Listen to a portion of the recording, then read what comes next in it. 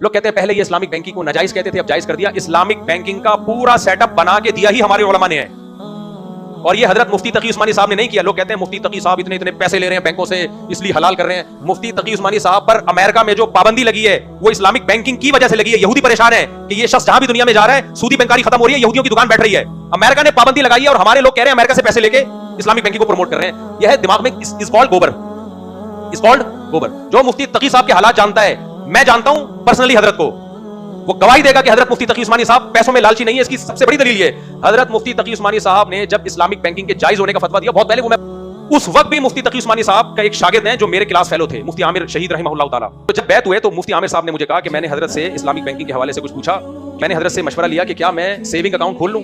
اپنے پیر سے مشورہ لیا کہ سیونگ اکاؤنٹ کا جو پروفٹ ہے، تو حضرت نے فرمایا کہ یہ پروفٹ تو ہم جائز سمجھتے ہیں جیسے کہ تحقیق ہے، لیکن اپنے بارے میں فرمایا میں احتیاطاً یہ پروفٹ نہیں لیتا، اگر لوں تو صدقہ کر دیتا ہوں. دوسروں کو فتویٰ دے رہے ہیں کہ جائز ہے، خود جائز سمجھ کے بھی استعمال نہیں کر رہے، احتیاط کی بیس پہ. نہیں آئی سمجھ میں بات؟